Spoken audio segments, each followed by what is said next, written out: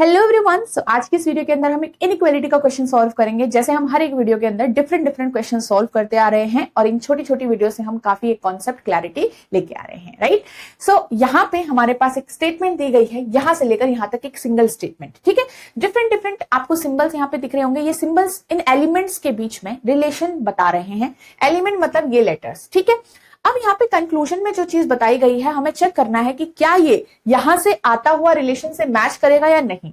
आपको मैंने हर बार सिखाया है कि यहाँ पे अगर सिंगल फैमिली होती है तो उसमें हमारे पास रिलेशन कंफर्म रहता है या फिर वहां से हम आगे रिलेशन बता सकते हैं। बट अगर दो फैमिली के सिंबल एक आमने सामने आ गए किसी दो एलिमेंट के बीच में, तो यहाँ पे मैं उन दोनों के बीच में रिलेशन स्टैब्लिश नहीं कर सकती, जिसकी वजह से हमें जो कंक्लूजन उनके बीच में दिया जाता है बेसिकली वो गलत करना होता है। समझ में आया आपको? तो यहाँ पे अगर अलग अलग फैमिली अलग अलग अपने अपने प्रेजेंट है, सपोज ए और सी के बीच में सिर्फ यही सिंबल प्रेजेंट है, तब जाके इनके बीच में हम यहाँ पे एस्टैब्लिश कर सकते हैं। अब हम यहाँ से प्रेफरेंस देना सीखते हैं। प्रेफरेंस का मतलब होता है कि जैसे आप यहाँ पे देख रहे हो मल्टीपल सिंबल्स हैं, ठीक है, बट यहाँ पे सिर्फ एक ही सिंबल प्रेजेंट हो रखा है। इसका मतलब किसी ना किसी एक को हम चूज तो करते ही होंगे, उसी को हम प्रेफरेंस देना बोलते हैं।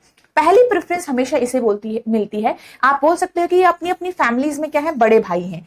अपनी अपनी फैमिली में ये वाला क्या है, सेकंड वाला है, और ये वाला थर्ड नंबर पे है।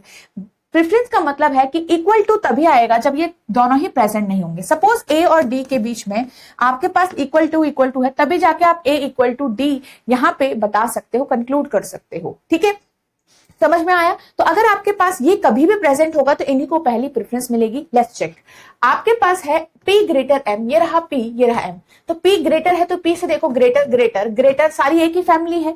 अब एक बार भी ये ग्रेटर सिंबल प्रेजेंट होगा तो P ग्रेटर M ही आएगा, ये इसके जैसा ही है, तो आपका ये करेक्ट होगा। दूसरे वाले रिलेशन को देखो, J greater equal to S, J को ग्रेटर होना चाहिए। यहाँ पे स्मॉलर हो चुका है, यहाँ मतलब J S से स्मॉलर दिख रहा है ना, स्मॉलर, और ये दो हो गए ऑपोजिट सिंबल। तो जैसे ही आपके ऑपोजिट सिंबल आपके आ चुके हैं, ये पूरा ही रिलेशन हम स्टैब्लिश नहीं कर सकते हैं।